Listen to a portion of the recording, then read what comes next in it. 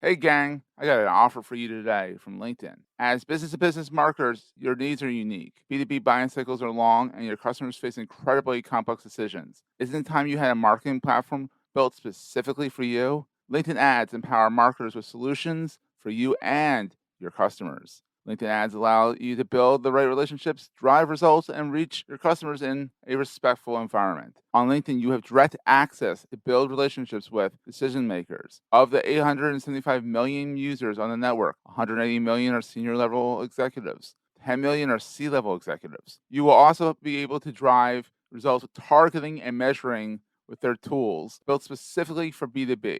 And best of all, they work. Audiences exposed to brand messages on LinkedIn are 6 times more likely to convert. LinkedIn ads also rank number 1 for security, community, and ad experience as part of the Business Insider's Digital Trust Study. Make B2B marketing everything it can be and get a $100 credit. It's a $100 credit on your next campaign. Go to linkedin.com/MPN to claim your credit. It's linkedin.com/MPN. Terms and conditions apply.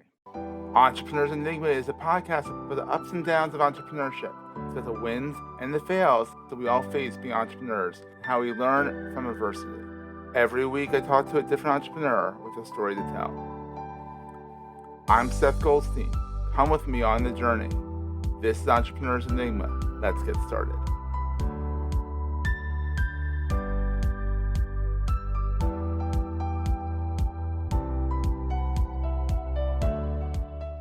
Hey, everybody. Welcome to another edition of the Entrepreneurs Enigma podcast. You know who I am. I'm Seth.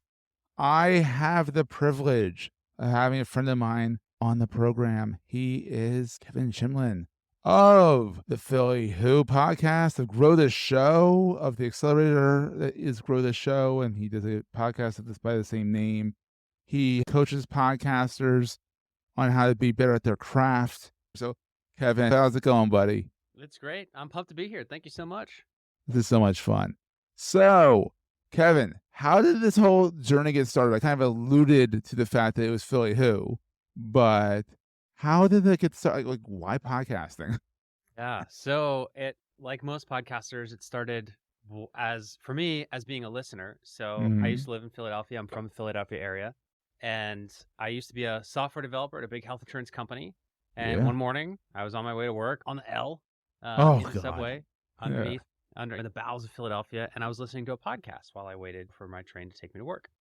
And I was listening to a show. It was The Buzz at the time. It's called How I Built This with Guy Raz. Oh, he's the impetus. Wow. Oh, yes. And the episode that I was listening to was about Warby Parker, which is an eyeglass company. Now, at the time, I didn't know that Warby Parker was founded at the University of Pennsylvania in Philadelphia. So I'm hearing this story of this cool company and how these scrappy entrepreneurs made this thing from scratch. I was so excited by the fact that it was literally above where I was listening to the story, because I was in the subway, right? It was just literally right above me. That's And wild. it was so exciting. And I was like, man, I'd love to hear more Philadelphia stories like this. Yeah. A Stories lot of has come out of Philadelphia. A lot of things have come out of Philadelphia that people don't know. So Philly Who, the episodes are still out there. I have episodes since about 2021, but yeah, they're still there. They're still there. Go back and listen, because that's a good thing about Philly Who is that they're evergreen. That's right. Yeah. And that you go back, you interview council members, you interviewed hip hop artists, you interviewed, the founders, like the Who of Philadelphia, hence the name. Exactly. And so you quit your job at the big health insurance company, and you're like, I'm gonna do this full time.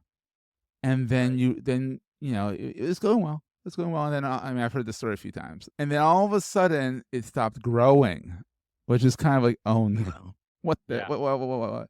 Tell us a little bit about that, because that's your entrepreneurial journey. You kind of jumped into it. Yeah, it's going well, and then all of a sudden it's like, wait a second, savings is not as good as it used to be now. No. I'm using it, and now the podcast is not growing. Exactly. That's what happened. So the show immediately got some buzz, and it got some attention, which was awesome. I was like, all right, I've made it. This is it. This is going to be my thing. Screw you. Take your job. You know what I mean? And so I left the job. No, it was very nice. It was very polite. Everybody was supportive. They were confused, but they were supportive. What is this thing? Yeah. And they're like, you're leaving your 6-figure software job at 26 to be a because you're a young millennial. Yeah. So yes, I was, and life was hunky dory for 3 months, where I was living off my savings, and I got to just make a podcast all day. But pretty quickly, the show stopped growing, so it had gotten past the launch buzz, Yeah. where the numbers weren't going up anymore, and also I had no idea how to make any money. Yeah. So I was in a position where I was like, "Uh-oh," I left the Yeah. job, and I considered going back because things got pretty dark for a minute, where I started to actually go into debt because I was so stubborn about the fact that I didn't want to go back to corporate world.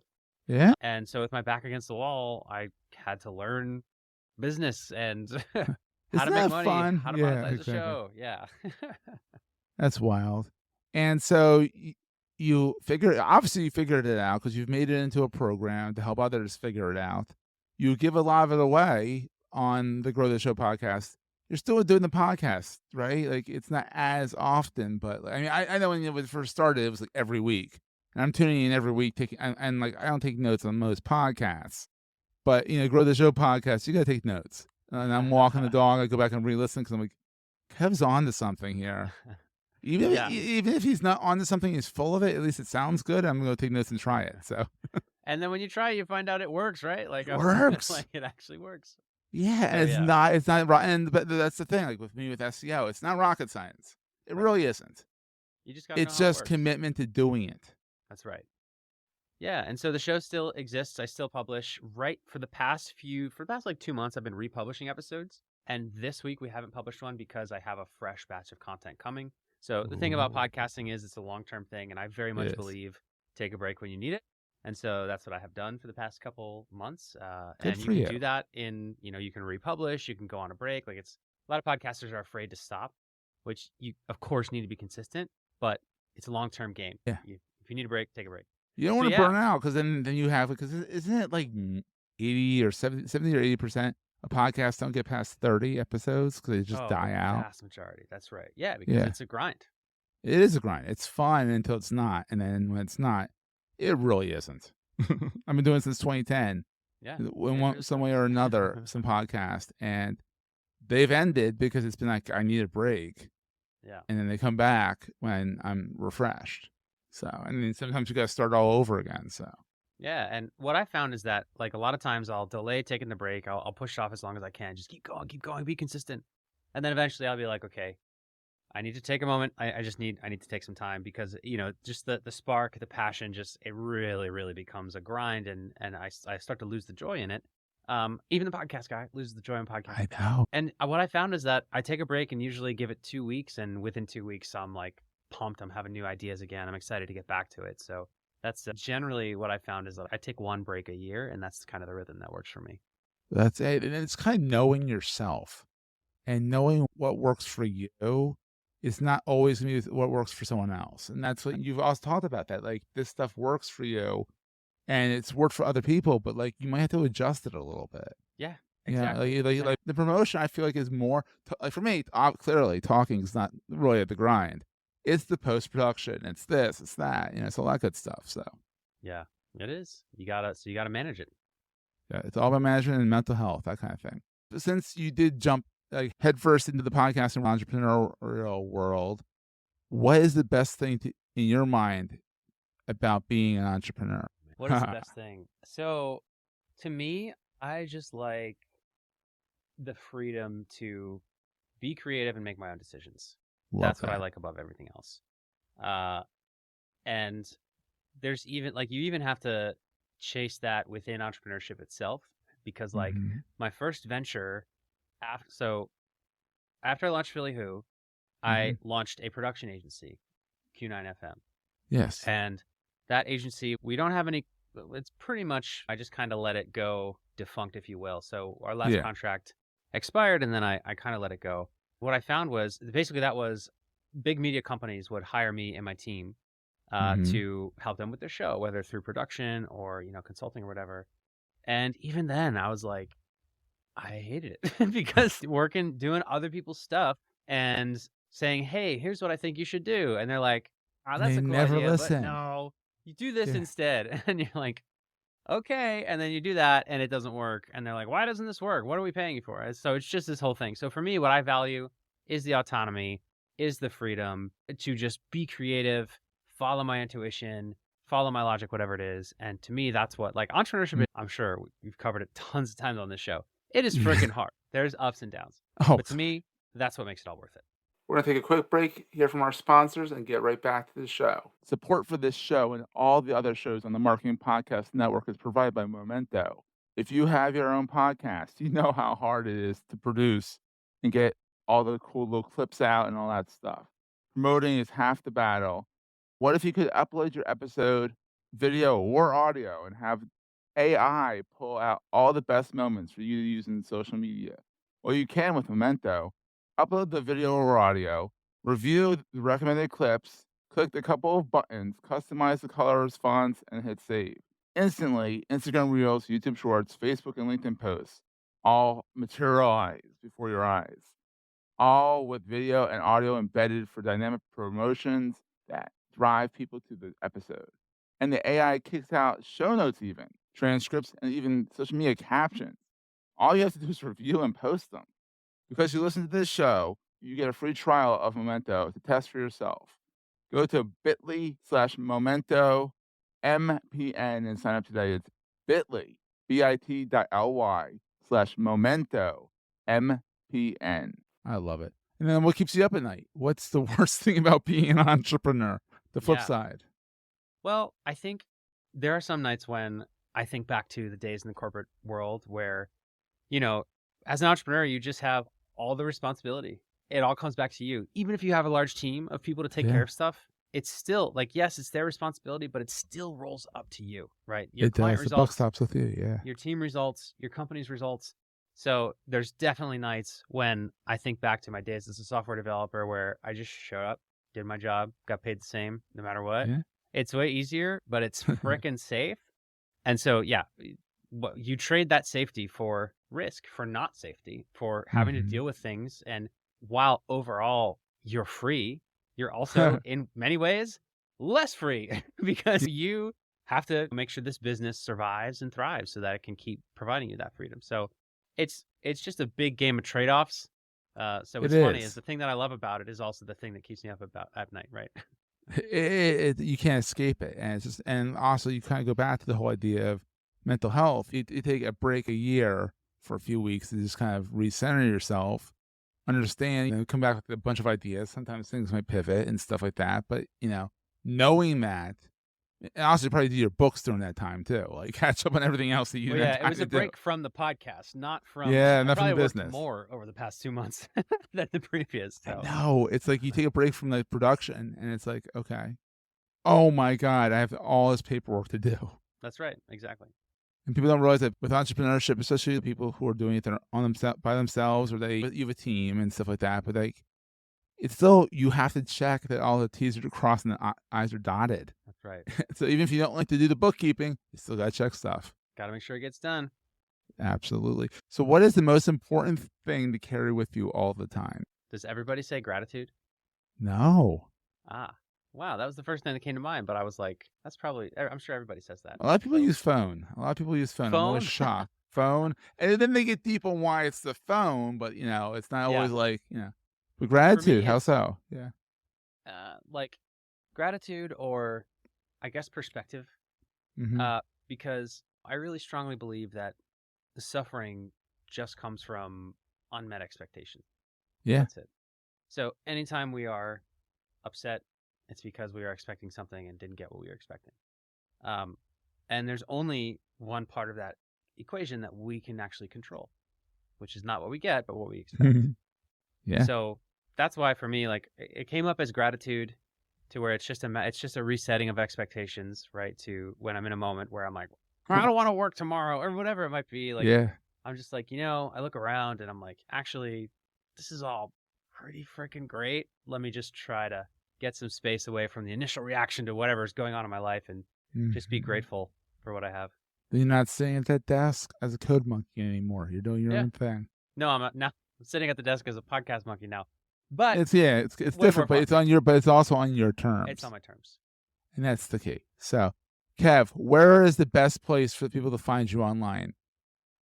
Like, where's your watering hole online? So the watering hole is the Grow the Show Facebook group. So if you literally just go on Facebook and say Grow the Show for Podcasters, you can meet us there. Also, you can message me on Twitter or Instagram. That's where I see most of the messages. And so I'm at Kevin Chemidlin, although I should probably be at Grow the Show. It's easier to remember. I can never spell your last name. Yeah, sometimes I can't either, so I don't blame you. I love it. Yeah. That's great. And then, so growtheshow.com is also the website. It's right. the podcast. Go download it. Listen to even, honestly, the back catalog is incredible. Sit down with a drink. It could be alcoholic. It could not be alcoholic. Whatever you want to do. No judgment here. And listen with a pen and paper or your remarkable tablet and take notes. Like, Kevin knows what he's talking about because you know what? He's done it. It's not like, oh, he's read some books. He's like, oh, I can reteach this. No, he's actually, wait, this works? Oh, I'm going to tell people about this.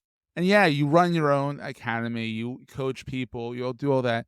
But, you know, you've even said in the podcast, you're like, I don't have a problem sharing this out with people. People should know this stuff. Yeah. And then if you need more help and need more guidance, I'm here to help you. Exactly. I'm a big believer that, you know, information is, I don't own the information. You know, it's, I own my time and my attention and my service. Like I charge for.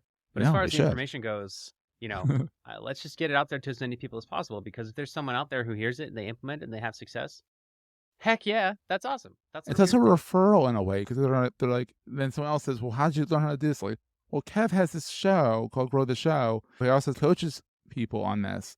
And then that person who might not have converted turns into the next person who he tells might convert. It's all trickled down.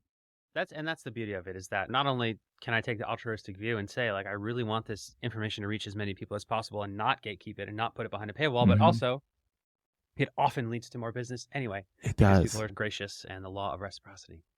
It's amazing. Thank you so much for being on the program, Kev. I'm so glad we've been talking about getting you on here, and also it just got lost in the weeds. So thank you for reaching out again. Absolutely. I'm thrilled to have you on. It's like the Podfather here. Actually, that's trademarked. There's one already called the Podfather out there. That's not me. That's not you.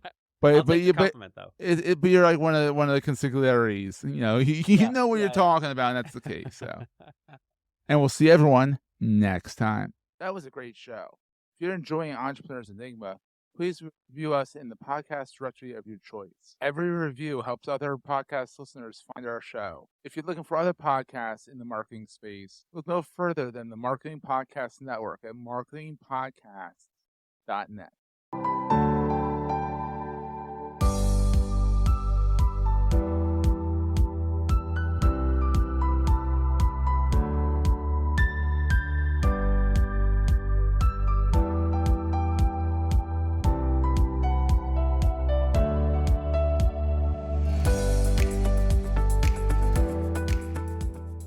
Goldstein Media hopes you have enjoyed this episode. This podcast is one of the many great shows on the MPN Marketing Podcast Network. You may know you're listening to this show along the Marketing Podcast Network, but did you know there are other great shows on MPN to help your business? T. Adeola hosts a great podcast called Tiny Giants. T, tell us what these fine folks will get out of listening. We are the creator economy show that's about careers, not celebrity. Right? So who should listen to this show are the parents of young people who want to know more about the creator economy and why that's a career path for their children, or the young people themselves. Amazing. Where can the young people or the parents subscribe? You can find us at tinygiants.tech or wherever you get these podcasts, these fine podcasts. And you can also find us at the Marketing Podcast Network, which is marketingpodcast.net. You heard him. Go subscribe. This podcast is heard along the Marketing Podcast Network. For more great marketing podcasts, visit marketingpodcasts.net.